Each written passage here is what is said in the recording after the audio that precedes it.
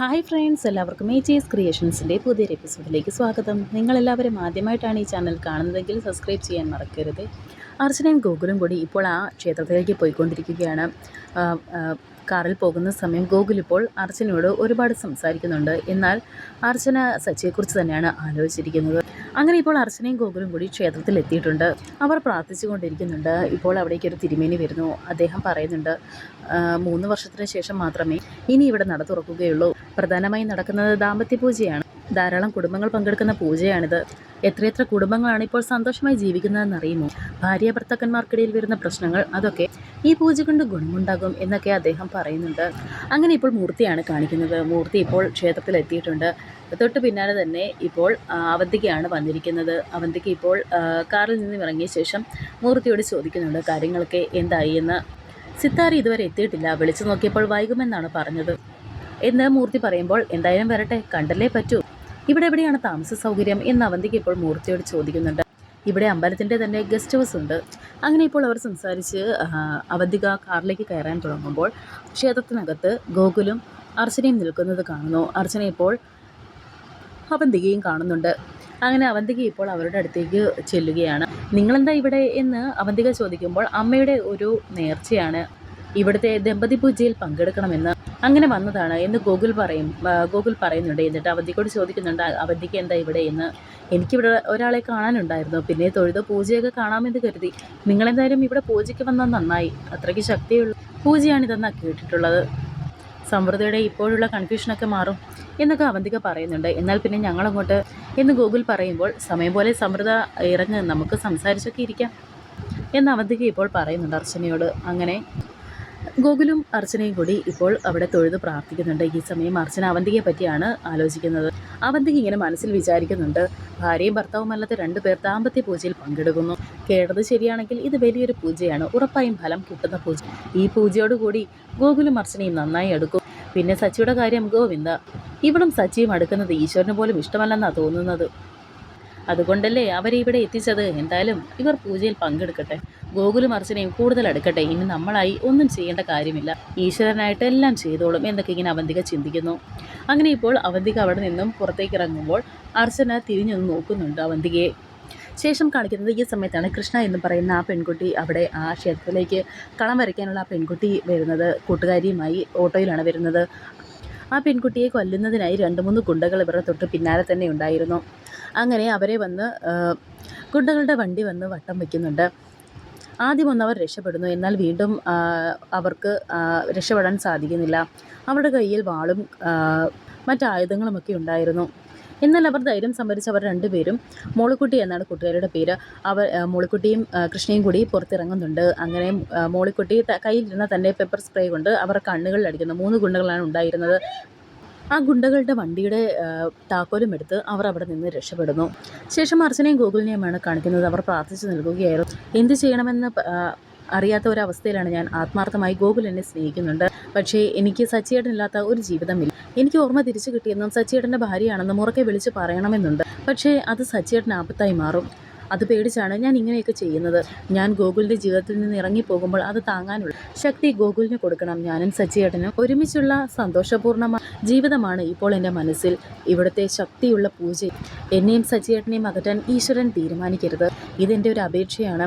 3 വർഷം കഴിയുമ്പോൾ ഞാൻ സച്ചിയേട്ടനെയും കൂട്ടി ഇവിടെ വരും. ഇവിടുത്തെ നട വീണ്ടും തുറക്കുമ്പോൾ അന്ന് എൻ്റെ എല്ലാ തെറ്റുകളും ഏറ്റുപറഞ്ഞ് ഞാൻ എൻ്റെ സച്ചിയേട്ടനോടൊപ്പം ദാമ്പത്യ പൂജയിൽ പങ്കെടുക്കും. എൻ്റെ എല്ലാ പ്രശ്നങ്ങളിൽ നിന്നും എന്നെ നീ രക്ഷിക്കണം, എന്നെയും എൻ്റെ സച്ചിയേട്ടനെയും എന്നൊക്കെയാണ് ഇപ്പോൾ അർച്ചന പ്രാർത്ഥിക്കുന്നത്. ശേഷം വീണ്ടും ഗുണ്ടകളെയാണ് കാണിക്കുന്നത്. അവർ മുഖമൊക്കെ കഴുകുന്നുണ്ട്. അവളുമാർ രക്ഷപ്പെട്ടല്ലോ എന്നൊക്കെ പറയുന്നു. അങ്ങനെ താക്കോല് കാണുന്നില്ല എന്ന് പറയുമ്പോൾ അവിടെയൊക്കെ നോക്കുക എന്ന് പറയുന്നുണ്ട്. ഇവിടെ ഇനി ഒരു വണ്ടി പോലും കിട്ടില്ല അവിടേക്ക് പോകാൻ എന്നൊക്കെ അവർ സംസാരിച്ചുകൊണ്ടിരിക്കുന്ന സമയത്താണ് ഇപ്പോൾ സച്ചിയുടെ വണ്ടി വരുന്നത്. സച്ചി ഒരു ഓട്ടം പോയിട്ട് വരുന്ന വഴിയായിരുന്നു. അപ്പോഴാണ് ഇവർ കൈ കാണിച്ച് നിർത്തുന്നത്. ഒരോട്ടം പോകണമായിരുന്നു എന്നവർ പറയുമ്പോൾ സച്ചി പറയുന്നുണ്ട്, ഞാനൊരു ഓട്ടം കഴിഞ്ഞ് തിരിച്ചു വരുന്ന വഴിയാണ്, തീരെ വയ്യ, വേറെ ഏതെങ്കിലും ഒരു വണ്ടി വിളിച്ച് പോകൂ എന്ന് സച്ചി പറയുമ്പോൾ, പറ്റില്ല, നിങ്ങൾ ചോദിക്കുന്ന പണം തരാം, എങ്ങനെയെങ്കിലും ഞങ്ങളെ ഇവിടെ അടുത്തുള്ളൊരു ക്ഷേത്രത്തിൽ എത്തിക്കണം, ഒരു അത്യാവശ്യമായതുകൊണ്ടാണ്. എന്നാൽ ഗുണ്ടകളിൽ ഒരാൾ പറയുന്നു, എങ്ങോട്ടാണ് പോകേണ്ടത് എന്ന് സച്ചി ചോദിക്കുമ്പോൾ, ഇവിടെ അടുത്തൊരു പാമ്പിൻ്റെ ക്ഷേത്രമില്ലേ, അവിടേക്കാണ് എന്നാ ഗുണ്ട പറയുന്നത് കേട്ട് സച്ചി ചോദിക്കുന്നുണ്ട്. പാമ്പിൻ്റെ ക്ഷേത്രമോ? നിങ്ങൾ ഉദ്ദേശിക്കുന്ന നാഗക്ഷേത്രത്തിലേക്കാണോ എന്ന് സച്ചി ചോദിക്കുന്നുണ്ട്. അത് ഇവിടെ നിന്നും 10-15 കിലോമീറ്റർ അകലെയാണ്, വഴിയും വളരെ മോശമാണെന്ന് സച്ചി പറയുമ്പോൾ എന്തായാലും കുഴപ്പമില്ല, നിങ്ങൾ ചോദിക്കുന്ന കാശ് തരാം എന്നവർ പറയുന്നു. ഒരു 4000 രൂപ തരണം എന്ന് സച്ചി പറയുമ്പോൾ 4000 അല്ല 5000 രൂപ തരാം എന്ന് പറയുമ്പോൾ കേൾക്കൂ എന്ന് സച്ചി പറയുന്നുണ്ട്. എന്നിട്ട് പറയുന്നുണ്ട്, ഞാൻ അവിടെ കൊണ്ടുവിടത്തേ ഉള്ളൂ, തിരിച്ചു കൊണ്ടുവിടില്ല എന്ന് സച്ചി അവരോട് പറയുന്നുണ്ട്. ആ ശരി എന്നൊക്കെ പറഞ്ഞ് ഇപ്പോൾ അവർ ഇപ്പോൾ കാറിൽ കയറുകയാണ്. അവരെ മട്ടുഭാവം കണ്ടിട്ട് സച്ചിക്ക് എന്തോ വശവശക്ക് തോന്നുന്നുണ്ട്. ഉടനെ പറയുന്നുണ്ട്, നിങ്ങളെ കണ്ടിട്ട് തൊഴാൻ പോകുന്നവരെ പോലെ തോന്നുന്നില്ലല്ലോ. ഉടനെ ഗുണ്ടകളിൽ ഒരാൾ പറയുന്നുണ്ട്, അത് വെറുതെ തോന്നുന്നതാണ്, അവിടെ വലിയൊരു സർപ്പപൂജയുണ്ട്, അതിനുവേണ്ടി പോകുന്നതാണ് എന്ന് സച്ചിയോട് അവർ പറയുന്നു. അങ്ങനെ ഇപ്പോൾ കൃഷ്ണ അമ്പലത്തിൽ എത്തിച്ചേർന്നിട്ടുണ്ട്. അവിടെയുള്ളവർ വന്ന് കൃഷ്ണയോട് സംസാരിക്കുന്നു, യാത്രയ്ക്ക് എങ്ങനെ ഉണ്ടായിരുന്നു എന്ന് ചോദിക്കുന്നുണ്ട്. അങ്ങനെ പൂജയുടെ കാര്യങ്ങളെ പറ്റിയൊക്കെ സംസാരിക്കുകയാണ്. വീണ്ടും ഇപ്പോൾ സച്ചി ആ ഗുണ്ടകളെയുമാണ് കാണിക്കുന്നത്. ഇവന്മാരെ കണ്ടിട്ട് മൊത്തത്തിലൊരു ഡാർക്ക് സീനുണ്ട്, എന്തോ ഉടായിപ്പാണെന്ന് തോന്നുന്നല്ലോ, ഇനി വല്ല കൊട്ടേഷനും ആണോ എന്നൊക്കെ ഇങ്ങനെ സച്ചി മനസ്സിൽ വിചാരിക്കുന്നു. അങ്ങനെ അതിലൊരാൾക്ക് ഒരു ഫോൺ കോൾ വരുന്നു. അവർ ഫോണിൽ സംസാരിക്കുന്നത് സച്ചി ശ്രദ്ധിക്കുന്നുണ്ടായിരുന്നു. ഇടയ്ക്ക് ജീപ്പ് ഒന്ന് കേടായി, ഇനി ഒരു ദയം കാണിക്കില്ല, തീർത്തിട്ടേ വരും, ഇങ്ങനെ പറയുന്നത് ഇപ്പോൾ സച്ചി കേൾക്കുന്നു. സച്ചി ഇപ്പോൾ അയാളെ ഒന്ന് നോക്കുന്നുണ്ട്. എന്താ ഇങ്ങനെ നോക്കുന്നത് എന്ന് അയാൾ ചോദിക്കുമ്പോൾ ഈ ചുമ്മാതെയാണെന്ന് സച്ചി പറയുന്നു. നേരെ നോക്കി വണ്ടി ഓടിക്കടാ എന്ന് അയാൾ പറയുന്നു ഇപ്പോൾ സച്ചിയോട്. അവിടെ അമ്പലത്തിൽ എന്താ പരിപാടി സാറേ എന്നിങ്ങനെ സച്ചി ചോദിക്കുമ്പോൾ അത് നീ അറിയുന്നത് എന്തിനാ, നീ നിന്റെ ജോലി നോക്കിയാൽ മതി എന്നൊക്കെ ആ ഗുണ്ടകളിൽ ഒരാൾ പറയുന്നുണ്ട്. ഇവന്മാർ കൊട്ടേഷൻ ടീമാണ്, ഇത് മിക്കവാറും പണിയാകുമെന്നാണ് തോന്നുന്നത് എന്നിങ്ങനെ സച്ചി മനസ്സിൽ വിചാരിക്കുന്നു. വീണ്ടും ക്ഷേത്രമാണ് കാണിക്കുന്നത്. ക്ഷേത്രത്തിൽ ആ കൃഷ്ണ ഇങ്ങനെ അവിടേക്ക് നടക്കുന്ന വഴി അർച്ചനയെ കാണുന്നുണ്ട്. അത് അർച്ചന ചേച്ചിയല്ലേ എന്നിങ്ങനെ പറഞ്ഞ് അർച്ചനയുടെ അടുത്തേക്ക് ചെല്ലുന്നുണ്ട്. എന്നെ മനസ്സിലായോ, ഞാൻ കൃഷ്ണ, ചേച്ചിയുടെ അനിയത്തിയില്ലായിരുന്നോ ആതിരയുടെ കൂടെ പഠിച്ചതാണ്, ചേച്ചിക്ക് ഓർമ്മയില്ലേ എന്നൊക്കെ ഇങ്ങനെ കൃഷ്ണ ചോദിക്കുന്നുണ്ട്. പണ്ട് ഞാൻ 2-3 തവണ നിങ്ങളുടെ വീട്ടിലും വന്നിട്ടുണ്ട് എന്നൊക്കെ കൃഷ്ണ പറയുമ്പോൾ അർച്ചന പറയുന്നുണ്ട്, കുട്ടിക്ക് ആൾ മാറിയതാണെന്നാണ് തോന്നുന്നത്, എൻ്റെ പേര് അർച്ചനയെന്നല്ല സമ്പ്രദായം എന്നാണ് എന്ന് അർച്ചന പറയുമ്പോൾ അപ്പോൾ ആതിരയുടെ ചേച്ചിയല്ലേ എന്നിങ്ങനെ കൃഷ്ണ വീണ്ടും സംശയത്തോടെ ചോദിക്കുന്നുണ്ട്. എനിക്ക് ആതിര എന്ന് പറയുന്ന ഒരു സഹോദരിയില്ല എന്ന് പറഞ്ഞ് അർച്ചന ഇപ്പോൾ അവിടെ നിന്ന് പോവുകയാണ്. എന്നാലും കൃഷ്ണ ഇപ്പോൾ സംശയത്തോടെ നിൽക്കുന്നുണ്ട്. അത് അർച്ചന തന്നെയാണെന്നാണ് കൃഷ്ണയ്ക്ക് തോന്നുന്നത്. ശേഷം ഇപ്പോൾ അവന്തികയാണ് കാണിക്കുന്നത്. അവന്തികയും മൂർത്തിയും കാറിൽ പോയിക്കൊണ്ടിരിക്കുന്ന സമയത്ത് കൃഷ്ണയും മോളിക്കുട്ടിയും കൂടി ഓട്ടോറിക്ഷയുമായി ഒരു റോഡ് സൈഡിൽ ഇങ്ങനെ നിൽക്കുകയായിരുന്നു. അവിടേക്ക് ഇപ്പോൾ അവന്തികയുടെ വണ്ടി വന്ന് അവന്തികയുടെ വണ്ടി ഇപ്പോൾ ചെളി തെറിപ്പിച്ചിട്ടുണ്ട് അവരുടെ ദേഹത്ത്. അങ്ങനെ ഇപ്പോൾ മോളിക്കുട്ടിക്ക് ദേഷ്യം വന്ന് ആ വണ്ടിയിലേക്ക് ഒരു കല്ല് വലിച്ചെറിയുന്നു. എന്നാൽ ചില്ലൊന്നും പൊട്ടുന്നില്ല. ഇത് കണ്ട് അവന്തിക ദേഷ്യപ്പെട്ട് കാറ് പിറകിലേക്ക് എടുക്കുന്നുണ്ട്. അങ്ങനെ ഇപ്പോൾ അവർ തമ്മിൽ ഒരു ചെറിയ വഴക്കൊക്കെ ഉണ്ടാകുന്നു. അവന്തിക ഇപ്പോൾ വളരെയധികം ദേഷ്യത്തോടെയാണ് പോയിരിക്കുന്നത്. നിൻ്റെയൊക്കെ അഹങ്കാരത്തിന് നീയൊക്കെ മറുപടി പറയേണ്ടി വരും, നിന്നെയൊക്കെ ഒരു പാഠം ഞാൻ പഠിപ്പിക്കുന്നുണ്ട്. ഈ അവന്തിക ഒന്ന് തീരുമാനിച്ചാൽ അത് നടത്തിയിരിക്കും, ജീവൻ രക്ഷിക്കാൻ വേണ്ടി നിങ്ങളൊക്കെ കരുതി കാല് പിടിക്കേണ്ടി വരും, നോക്കിക്കോ. അങ്ങനെ അത് പറഞ്ഞ് കാറിലേക്ക് കയറാൻ തുടങ്ങുന്നുണ്ട് അവന്തിക. എന്നിട്ട് തിരിഞ്ഞു നിന്ന് ഒന്നുകൂടി അവരെ നോക്കുന്നു, കൃഷ്ണയും മോളിക്കുട്ടിയും. അങ്ങനെ ഇപ്പോൾ അവന്തിക അവിടെ നിന്ന് പോവുകയാണ്. ഒരെണ്ണം കൊടുത്ത് വിടേണ്ടതായിരുന്നു എന്ന് മോളിക്കുട്ടി പറയുമ്പോൾ നമ്മുടെ കയ്യിൽ നിന്നും അടിവാങ്ങാൻ അവർക്ക് യോഗമുണ്ടെങ്കിൽ ഇനിയും അവർ വരും എന്ന് കൃഷ്ണ പറയുന്നുണ്ട്. ശേഷം കാണിക്കുന്ന അർച്ചനയാണ്. അർച്ചന ഇപ്പോൾ അവർ കാറിൽ വന്നുകൊണ്ടിരുന്നപ്പോൾ ഗോകുൽ പറഞ്ഞ കാര്യങ്ങളൊക്കെ ഇങ്ങനെ ആലോചിച്ചിരിക്കുകയായിരുന്നു. ഈ സമയം റൂമിലേക്ക് ഗോകുൽ കയറി വരുന്നു. മോളെ കൂടി കൊണ്ടുവരേണ്ടതായിരുന്നു, ഇപ്പോൾ വെക്കേഷനല്ലേ, പോകുന്ന വഴിക്ക് എവിടെയെങ്കിലും നല്ല സ്ഥലങ്ങളുണ്ടായിരുന്നെങ്കിൽ അവിടേക്കൊന്നു കറങ്ങിയിട്ടൊക്കെ പോകാമായിരുന്നു എന്ന് ഗോകുൽ പറയുമ്പോൾ ഇതൊന്നും കേൾക്കാതെ ഓരോന്നും ഇങ്ങനെ ആലോചിച്ചിരിക്കുന്നുണ്ട് അർച്ചന. ഗോകുൽ പറയുന്ന ഒന്നും കേൾക്കാത്തത് കൊണ്ട് തന്നെ അർച്ചന ഇപ്പോൾ തട്ടി വിളിക്കുന്നുണ്ട് ഗോകുൽ. ഇത് കണ്ട് അർച്ചന ഞെട്ടുന്നു. താൻ എന്തിനാ ഇങ്ങനെ പേടിക്കുന്നത്, ഞാനല്ലേ വിളിക്കുന്നത്, ഇവിടെ വന്നിട്ടും തനിക്കെന്താ ഒരു മാറ്റവുമില്ലല്ലോ, എന്താ തനിക്ക് പറ്റിയത് എന്നൊക്കെ ഇങ്ങനെ ഗോകുൽ അർച്ചനയോട് ചോദിക്കുന്നുണ്ട്. ഒന്നുമില്ല ഗോകുൽ, അത്രയും കഷ്ടപ്പെട്ട് ട്രീറ്റ്മെൻറ്റൊക്കെ നടത്തിയിട്ടും ഒന്നും നല്ല വഴിക്കായില്ലല്ലോ എന്നൊക്കെ അർച്ചന പറയുന്നു. താനെന്തിനാ എപ്പോഴും ഇങ്ങനെ ചിന്തിച്ചു കൂട്ടുന്നത്, എപ്പോൾ നോക്കിയാലും താനിങ്ങനെ ഇരിക്കുന്നത് കാണാമല്ലോ എന്നൊക്കെ ഗോകുൽ ചോദിക്കുമ്പോൾ അർച്ചന പറയുന്നുണ്ട്, ഞാൻ എപ്പോഴും കുറച്ച് കാര്യങ്ങളല്ലേ ആലോചിക്കാറുള്ളൂ, വളരെ കുറച്ച് മാത്രമല്ലേ ഓർമ്മയല്ലേ എനിക്കുള്ളൂ എന്നൊക്കെ ഇങ്ങനെ അർച്ചന പറയും. താൻ എന്തായാലും റെഡിയാകും എന്നൊക്കെ പറഞ്ഞ് ഗോകുൽ ഇപ്പോൾ അവിടെ നിന്ന് പോകുന്നുണ്ട്. സച്ചി ശേഷം കാണിക്കുന്നത് സച്ചിയാണ്. സച്ചി ഇപ്പോൾ ആ ഗുണ്ടകളുമായ ക്ഷേത്രത്തിൽ എത്തിയിരിക്കുകയാണ്. ചേട്ടാ പറഞ്ഞ കാശ് താ, എനിക്ക് പോകണം എന്നിങ്ങനെ പറയുമ്പോൾ ആ ഗുണ്ടകൾ ചോദിക്കുന്നുണ്ട്, അതിന് നീ എവിടെ പോകുന്നു, ഞങ്ങൾ വന്നിട്ട് പോയാൽ മതി എന്ന് പറഞ്ഞ് അയാളിപ്പോൾ അങ്ങോട്ടേക്ക് പോകാൻ തുടങ്ങുകയാണ്. ഉടനെ സച്ചി പറയുന്നു, ചേട്ടാ പോയിട്ട് എനിക്ക് കുറച്ച് കാര്യങ്ങളുണ്ട്, ഞങ്ങൾക്ക് തിരിച്ചു പോകണ്ടേ, ഈ കാട്ടുമുക്കിൽ എവിടെയാണ് വേറൊരു വണ്ടി, ഞങ്ങൾക്കിവിടെ ചെറിയൊരു കാര്യമുണ്ട്, അത് കഴിഞ്ഞ് പോകാമെന്ന് ആ ഗുണ്ട പറയുന്നു. എത്ര നേരം എടുക്കുമെന്ന് സച്ചി ചോദിക്കുമ്പോൾ ഒരു വൈകുന്നേരം ആകുമ്പോൾ പോകാം, ഇത്രയും ദൂരം ഡ്രൈവ് ചെയ്ത് വന്നതല്ലേ, താനിവിടെ ഒന്ന് റെസ്റ്റ് എടുക്കുക എന്നൊക്കെ ആ ഗുണ്ട പറയുന്നു. നീ ഒന്നും പറയണ്ട, ഇനി ഇങ്ങോട്ട് വന്നതിനും വെയിറ്റ് ചെയ്യുന്നതിനും തിരിച്ചു പോകുന്നതിനുമൊക്കെ നല്ലൊരു തുക ഞാൻ തരാം, പോരെ. മര്യാദയ്ക്ക് റെസ്റ്റ് എടുക്ക്, നന്നായി റെസ്റ്റ് എടുത്തോ എന്നൊക്കെ പറഞ്ഞ് ഇപ്പോൾ ആ ഗുണ്ടകൾ അവിടെ നിന്നും പോകുന്നു. അങ്ങനെ ഇപ്പോൾ സച്ചി ആ ക്ഷേത്രത്തിൻ്റെ വാതിൽക്കൽ വന്നിങ്ങനെ നോക്കുന്നുണ്ട്. എന്നിട്ട് ഇവിടെ എന്താ പരിപാടി എന്നിങ്ങനെ ചോദിക്കുന്നുണ്ട് അവിടെ നിൽക്കുന്ന ഒരാളോട്. അങ്ങനെ അയാൾ സച്ചിയോട് പറയുന്നുണ്ട്, ഇവിടെ ഒരു പൂജയാണ്, 3 വർഷത്തിലൊരിക്കൽ മാത്രമേ ദാമ്പത്യ പൂജയാണ് നടത്തുന്നത് എന്നൊക്കെ പറയുന്നു. ഈ സമയം ഇപ്പോൾ അർച്ചനയും ഗോകുലും അവിടെ നിന്ന് പ്രാർത്ഥിക്കുന്നുണ്ട്. ഈശ്വര, ഞാൻ ചെയ്യുന്നത് വലിയൊരു തെറ്റാണെന്ന് എനിക്കറിയാം എന്ന് ഗോകുൽ പ്രാർത്ഥിക്കുന്നുണ്ട്. മനസ്സിൽ മറ്റൊരാളെ വെച്ചിട്ട് ഞാൻ ചെയ്യുന്നത് തെറ്റാണെന്ന് എനിക്കറിയാം ഞാൻ ഗോകുലിനെ ഓരോ നിമിഷം ചതിക്കുകയാണെന്ന്.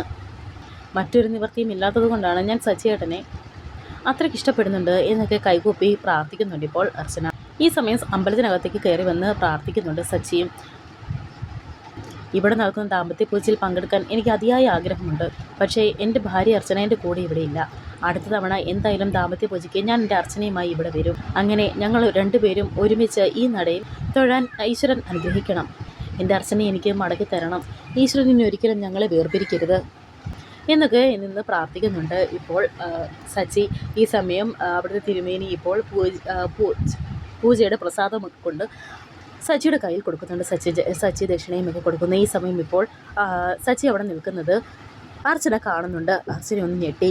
താനെന്തെങ്കിലും നിൽക്കുന്നത് എന്ന് അർച്ചനയോട് ഗോകുൽ ചോദിക്കുന്നു. പെട്ടെന്ന് എനിക്കെന്തോ തല കറങ്ങുന്നത് പോലെ, നമുക്ക് മുറിയിലേക്ക് പോയാലോ എന്നിങ്ങനെ അർച്ചന ചോദിക്കുമ്പോൾ ഗോകുൽ പറയുന്നുണ്ട്, അത് ഈ വെയിലൊക്കെ കൊണ്ടിട്ടായിരിക്കും, അത് സാരമില്ല, അതിപ്പോൾ പെട്ടെന്ന് അങ്ങ് മാറിക്കോളും എന്ന് ഗോകുൽ പറയുമ്പോൾ അർച്ചന വീണ്ടും പറയുന്നുണ്ട്, എനിക്ക് ഒട്ടും വയ്യ, ഇനിയും ഞാനിവിടെ നിന്നാൽ ഞാൻ തല കറങ്ങി വീഴും. പ്രസാദവുമായി ഗോകുൽ വന്നാൽ മതി, ഞാൻ മുറിയിലേക്ക് പോയിക്കോട്ടെ എന്നൊക്കെ അർച്ചന ചോദിക്കുമ്പോൾ ഗോകുൽ പറയുന്നുണ്ട്, എങ്കിൽ ഒരു കാര്യം ചെയ്യ്, താൻ മുറിയിലേക്ക് പോയിക്കോ, ഞാൻ വന്നേക്കാം എന്ന് പറഞ്ഞ് ഗോകുൽ ഇപ്പോൾ അവിടെ നിന്നും അങ്ങോട്ടേക്ക് പോകുന്നു. ഈ സമയം തന്നെ സച്ചി ഇപ്പോൾ അർച്ചനയെ കാണുന്നു. അർച്ചന ഇപ്പോൾ ഇത് കണ്ട് പേടിച്ച് പെട്ടെന്ന് ആ ക്ഷേത്രത്തിൽ നിന്ന് മുറിയിലേക്ക് പോകാൻ ഒരുങ്ങുന്നുണ്ട്. പിറകെ തന്നെ ഓടി ചെല്ലുന്നുണ്ട് സച്ചി. ശേഷം കാണിക്കുന്നത് മൂർത്തിയും അവന്തികയുമാണ്. അവന്തിക ഇപ്പോൾ സിത്താരയെ കാണാനായി എത്തിയിരിക്കുകയാണ്. സിത്താരയുടെ മുറിയുടെ വാതിൽ തട്ടുന്നു. സിത്താര ഇപ്പോൾ വന്ന് വാതിൽ തുറക്കുന്നു. എന്നിട്ട് കുറച്ചു നേരം നോക്കിയിട്ട് ചോദിക്കുന്നുണ്ട്, അവന്തിക അല്ലേ, വരൂ വന്നിരിക്കൂ എന്ന് പറഞ്ഞ് അവർ ഇന്ന് സംസാരിക്കുകയാണ്. ബിസിനസ് എങ്ങനെ പോകുന്നു എന്നൊക്കെ ചോദിച്ചവർ അതിൻ്റെ വിശേഷങ്ങളൊക്കെ തിരക്കിക്കൊണ്ടിരിക്കുന്നുണ്ട്. ഈ സമയം സച്ചി ഇപ്പോഴും അർച്ചനയുടെ പിന്നാലെ തന്നെ പോയിക്കൊണ്ടിരിക്കുകയാണ്. അർച്ചന ഇപ്പോൾ പെട്ടെന്ന് തന്നെ ഓടി മുറിയിൽ കയറി വാതിലടയ്ക്കുന്നുണ്ട്. സച്ചി അവിടെ നിന്നും അർച്ചന എന്ന് പറഞ്ഞ് വിളിക്കുന്നുണ്ട്. അർച്ചന, ഇത് ഞാനാണ്, നിൻ്റെ സച്ചിയേട്ടൻ, നിനക്ക് എന്നെ ഓർമ്മയില്ലേ? അങ്ങനെയൊക്കെ വിളിച്ചതിന് ശേഷം ആ ജനാല തുറന്ന് കിടക്കുകയാണ്. ജനാലയുടെ സൈഡിൽ ചെന്ന് നിന്ന് വീണ്ടും സച്ചി സംസാരിക്കുന്നുണ്ട്. നീ എന്നോട് ഇങ്ങനെ ഒരു അന്യനെ പോലെ പെരുമാറല്ലേ, പ്ലീസ്, എനിക്കിത് താങ്ങാൻ കഴിയുന്നില്ല, എൻ്റെ മനസ്സ് തകരുകയാണ്. ഒരേ ഒരു നിമിഷം നീ എന്നോടൊന്ന് സംസാരിച്ചാൽ നിൻ്റെ എല്ലാ ഓർമ്മകളും തിരിച്ചു കിട്ടും, പ്ലീസ് അർച്ചന എന്നൊക്കെ ഇപ്പോൾ കരഞ്ഞുകൊണ്ട് പറയുന്നുണ്ട് സച്ചി. ഇങ്ങനെ വളരെയധികം വിഷമത്തോടെ സച്ചി പറയുന്നത് കേട്ട് ഇപ്പോൾ പൊട്ടിക്കരഞ്ഞുകൊണ്ട് മനസ്സിൽ വിചാരിക്കുന്നുണ്ട് അർച്ചന, സച്ചിയേട്ടാ, എനിക്ക് എൻ്റെ മുന്നിൽ വേറെ വഴിയില്ല, മാപ്പ് സച്ചിയേട്ടാ എന്നൊക്കെ പറയുന്നുണ്ട് മനസ്സിൽ. എനിക്കറിയാം എൻ്റെ അർച്ചനയ്ക്ക് ഒരിക്കലും എന്നെ മറക്കാൻ സാധിക്കില്ലെന്ന്. നമ്മൾ ഒരുമിച്ചുള്ള ജീവിതം, അതൊക്കെ എങ്ങനെയാണ് തനിക്ക് മറക്കാൻ സാധിക്കുന്നത്? ഇത്രയും കാലം ഞാൻ നിന്നെ എവിടെയൊക്കെ അന്വേഷിച്ചെന്നോ, നിനക്ക് എന്താ പറ്റിയത്? നീ ആകെ മാറിപ്പോയി, നീ വേറെ ആരോ ആയിപ്പോയി. പക്ഷേ ഒരു കാര്യം ഞാൻ പറയാം, നീ എത്ര മാറിയാലും നിൻ്റെ സച്ചിയേട്ടന് ഒരു മാറ്റവുമില്ലാതെ ഞാൻ ഇവിടെ തന്നെയുണ്ട് നിന്നെയും കാത്ത്. എനിക്കറിയാം ഇന്നല്ലെങ്കിൽ നാളെ നീ എൻ്റെ ജീവിതത്തിലേക്ക് വരുമെന്ന്. ഈശ്വരനായി കൂട്ടി യോജിപ്പിച്ചതാണ് നമ്മൾ പിരിയില്ല അർച്ചന. ഞാൻ അത്രയ്ക്കും നിന്നെ സ്നേഹിക്കുന്നുണ്ട്. എന്നെങ്കിലും എന്നെ തിരിച്ചറിയുമെന്നുള്ള പ്രതീക്ഷയിലാണ് ഞാൻ ഇപ്പോഴും ജീവിക്കുന്നത്. എൻ്റെ പ്രതീക്ഷ അസ്തമിക്കുന്ന ആ നിമിഷം ഞാൻ എൻ്റെ ജീവിതം അവസാനിപ്പിക്കും എന്നൊക്കെ സച്ചി പറയുന്നത് കേട്ട് വളരെയധികം ടെൻഷനോടെയും പേടിയോടെയും നിൽക്കുന്നുണ്ട് അർച്ചന. ഈ സമയം അവിടുത്തെ സെക്യൂരിറ്റി ഇപ്പോൾ സച്ചിയെ കണ്ട് അങ്ങോട്ടേക്ക് വരുന്നുണ്ട്. നിനക്കൊപ്പം ജീവിച്ച് എനിക്ക് കൊതി തീർന്നിട്ടില്ല എന്നൊക്കെ പറഞ്ഞ് സച്ചിയുടെ കയ്യിൽ കിട്ടിയ ആ പ്രസാദം ഒരു മുല്ലപ്പൂ മാലയായിരുന്നു. അത് അവിടെ ഒരു ടേബിളിൽ വെച്ച് കൊടുക്കുന്നുണ്ട്. ഈ സമയം സെക്യൂരിറ്റി വന്ന് ഇപ്പോൾ സച്ചിയോട് ചോദിക്കുന്നുണ്ട്, നിങ്ങൾ ആരാ, പട്ടാപകൽ മോഷ്ടിക്കാൻ ഇറങ്ങിയതാണോ എന്ന് ചോദിക്കുമ്പോൾ, അയ്യോ അല്ല, ഞാനൊരു ടാക്സി ഡ്രൈവറാണെന്ന് സച്ചി പറയുന്നു. തനിക്കെന്താ ഇവിടെ കാര്യം? ഡ്രൈവറാണെങ്കിൽ വണ്ടിയിലിരിക്കണം. അമ്പലത്തിൽ തൊഴാൻ വരുന്ന VIP-കൾക്ക് താമസിക്കാനുള്ള സ്ഥലമാണിത്, അല്ലാതെ തന്നെ പോലെയുള്ളവർക്ക് കയറി നിറങ്ങാനുള്ളടമല്ലിത്. ഇങ്ങോട്ടിറങ്ങുക എന്ന് പറഞ്ഞ് സച്ചിയെ പിടിച്ച് പുറത്താക്കുകയാണ് ഇപ്പോൾ ആ സെക്യൂരിറ്റി. ജനാലിലൂടെ ഇങ്ങനെ നോക്കുന്നുണ്ട് ഇപ്പോൾ സെക്യൂരിറ്റി അങ്ങനെ കൊണ്ടുപോകുന്നത്. അത് കണ്ട് വളരെയധികം വിഷമിക്കുന്നുണ്ട് ഇപ്പോൾ അർച്ചന. ശേഷം സച്ചി കൊടുത്ത അവിടെ വെച്ചിരുന്ന ആ മുല്ലപ്പൂ കയ്യിലെടുത്ത് വെച്ച് നെഞ്ചോട് ചേർത്ത് കരയുന്നുണ്ട്. വരാനിരിക്കുന്ന പുതിയ എപ്പിസോഡുകളുമായി വീണ്ടും കാണാം. Thank you for watching.